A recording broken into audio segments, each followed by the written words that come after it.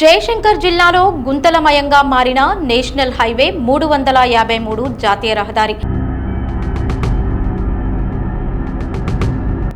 ప్రమాదాల గురవుతున్న వాహనదారులు పట్టించుకొని అధికారులు. జయశంకర్ భూపాల్పల్లి జిల్లాలో భూపాల్పల్లి నుంచి కాళేశ్వరం వరకు ఉన్న నేషనల్ హైవే 353 జాతీయ రహదారి ఒక రైల్వే ట్రాక్గా మారిపోయింది.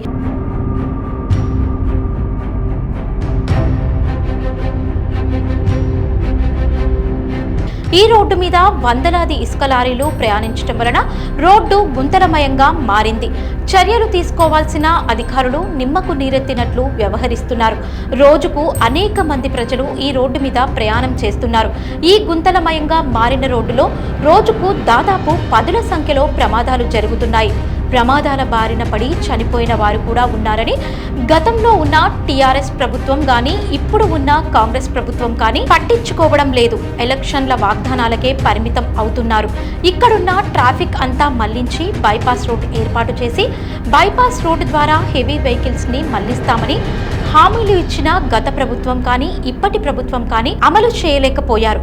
దాదాపు 15 కిలోమీటర్ల దూరంలో టోల్ ప్లాజా ఏర్పాటు చేసి రోడ్డు బాగా లేకుండా ప్రజల దగ్గర అధికారులు డబ్బులు గుంజుతున్నారు. ఇప్పటికైనా అధికారులు రోడ్డును మరమ్మతులు చేసి ప్రజల దగ్గర డబ్బులు వసూలు చేయాలని కోరుతున్నారు. జయశంకర్ భూపాలపల్లి జిల్లాలో భూపాలపల్లి నుండి కాళేశ్వరం వరకు ఉన్నటువంటి నేషనల్ హైవే ఏదైతే ఉందో ఈరోజు ఒక రైల్వే ట్రాక్ తయారైన పరిస్థితి కనబడుతోంది. రోడ్డు మొత్తం దాదాపు ఈ రోడ్డు మీద ప్రతిరోజు కూడా దాదాపు వందలాది ఇసుక లారీలు ప్రయాణం చేయడం వల్ల ఈ రోజు రోడ్డు మొత్తం గుంతలమయంగా పరిస్థితి కనబడతా ఉంది. దీనిలో చర్యలు తీసుకోవాల్సిన అధికారులు ఎవరైతే ఉన్నారో వాళ్ళందరూ కూడా నిమ్మకు నీరెత్తినట్టుగా వేరేస్తున్న వల్ల రోజు అనేక మంది ప్రయాణికులు ఈరోజు ఈ రోడ్డు మీద ప్రయాణం చేసి ప్రమాదాలకు గురి కావాల్సినటువంటి పరిస్థితి కనబడతా ఉంది.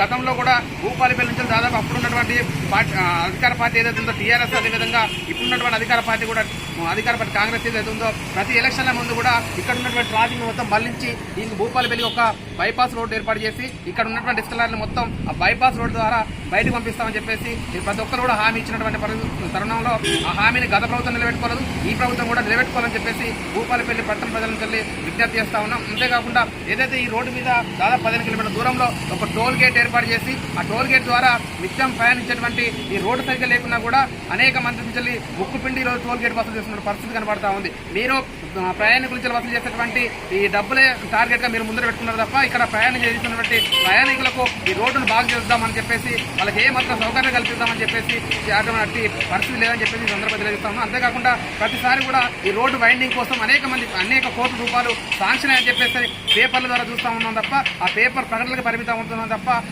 కార్యాచరణ ముందు ఉన్న పరిస్థితి కనబడతా ఉంది. మేము ఒకటే డిమాండ్ చేస్తా ఉన్నాం, ఈ రోడ్డు వైండింగ్ చేసి ఇక్కడ ఉన్నటువంటి ట్రాక్ లాగా మారినటువంటి రోడ్డును నీట్గా చేయాలి. నీట్గా చేసిన తర్వాతనే ఇక్కడ టోల్ గేట్ వసూలు చేయాలని చెప్పేసి ఈ సందర్భంగా కోరుతాం. జయశంకర్ భూపాలపల్లి జిల్లా కేంద్రంలోని రోడ్లు చూసుకుంటే చాలా దీనస్థితిలో ఉన్నాయి. భూపాలపల్లి జయశంకర్ జిల్లా జయశంకర్ పేరు పెట్టుకున్నంత మాత్రాన రోడ్లు చాలా దీనస్థితిలో ఉన్నాయి.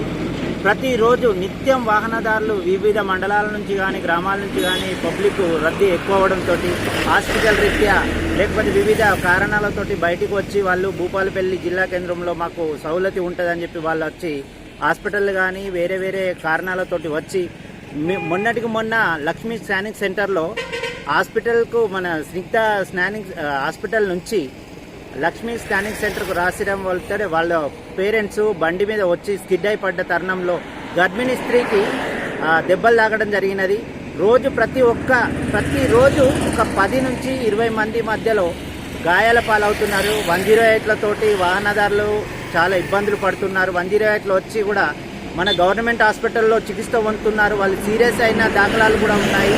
ఈ రోడ్లు మరమ్మతులు చేయాలని ఈ స్థానిక ఎమ్మెల్యే పట్టించుకొని నేషనల్ హైవే 353 జాతీయ రహదారి వివిధ మహారాష్ట్ర అయితేంది, ఛత్తీస్గఢ్ అయితేంది వివిధ కారణాలతో హాస్పిటల్ రీత్యా వస్తున్నారు. ఫ్లోటింగ్ ఎక్కువడంతో జనాలు చాలా ఇబ్బందులు పడుతున్నారు. రోడ్లు దారుణంగా దీనస్థితిలో ఉన్న రైలు పట్టాలను తలపిస్తూ భూపాలపల్లి మన రైల్వే స్టేషన్ లేకపోయినా కూడా భూపాలపల్లి రైల్వే స్టేషన్ను తలపిస్తున్నట్లు ఎడ్లబండి గాడిలో వల్ల మేడారం పోతే ఎలా ఉంటుందో ఎడ్లబండి గాడీలతోటి సేమ్ అదే విధంగా వెళ్ళడం జరుగుతుంది. అదే జాతీయ రహదారితోటి వెంబడి వస్తున్న లారీలు వేగంతో రావడంతో వాహనదారుల ఐబద్ధిని వాళ్ళు ఎటు జరగాలో అనే దీనస్థితిలో ఉండి అటు ఇటు జరగడంతో స్కిడ్ అయి పడడం జరుగుతుంది. చాలా మందికి కాళ్ళు చేతులు విరగడం జరుగుతుంది. మొహం మీద చాలా ఇబ్బందులు గాయాల పాలయ్యి ఇప్పుడు మన హాస్పిటల్ పాలవుతున్నారు. దీన్ని తగు చర్యలు తీసుకొని స్థానిక ఎమ్మెల్యే అయితే ఉన్నాయి, జాతీయ రహదారి ఆర్ఎన్బి వాళ్ళు అయితే ఉన్నది, పాలక మండలి అయితే ఎవరైతే ఉన్నది దీన్ని చర్య తీసుకొని గతంలో డోజర్ పెట్టి దొబ్బి ఓ లెవెల్ చేసిండ్రు. ఇప్పుడు అది కూడా లేకుండా అయిపోతుంది. ఎవరికి చెప్పిన ఇంతకుముందు కూడా మేము చాలాసార్లు విన్నపం చేశాము. అది మున్సిపాలిటీ అయితేంది, ఎమ్మెల్యే గారికి అయితే వాళ్ళందరి దృష్టికి కూడా తీసుకెళ్లడం జరిగింది. ఇదివరకు కూడా దాన్ని మరమ్మతు చేసిన దాఖలాలు లేవు. దీన్ని వెంటనే స్పందించి స్థానిక ఎమ్మెల్యే గారు చర్య తీసుకొని ఆర్ఎన్బి తోట మిగతా ఎవరితోటైతే మీకు సాయం చేస్తారో ఆ విధంగా సాయం చేసి ప్రజల ప్రాణాలు రక్షిస్తారని మేము మీకు విన్నపిస్తున్నాం. గతంలో ఇసుక లారీలు నైట్ పూట నడిచేవి. ఇప్పుడు మాత్రం విచ్చలవిడిగా రాత్రి అనగా పగలనగా రోజు ప్రతి నిత్యం కాళేశ్వరం నుండి అయితేంది మిగతా వేరే చోట్లకి వెళ్ళి ఇసుక రవాణా చేసుకుంటూ చాలా ప్రమాదాలకు గురి చేస్తున్నారు. పబ్లిక్ చాలా ఇబ్బంది పడుతున్నారు.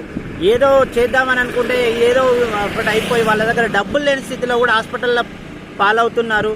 ఇది తగు చర్యలు తీసుకొని ఎమ్మెల్యే కానీ ఆర్టీఏ వాళ్ళు అని ఏదైనా ఒక చర్య తీసుకొని ఒక నిబంధన పెట్టి నైటా డేలనా ఏదో ఒకటి చేసి దాన్ని వాహనదారులను తగ్గించుతారని మేము విన్నవించుకుంటున్నాం. లారీలు ప్రతి ఒక్కటి కూడా ఒక టైం పెట్టండి. నైట్ 7 గంటల నుంచి 10 గంటల వరకు చేసుకోండి. రద్దీ తక్కువైనప్పుడు మీ వాహనదారులు ఎట్లా వచ్చినా మాకు ఇబ్బందులు ఉండవు.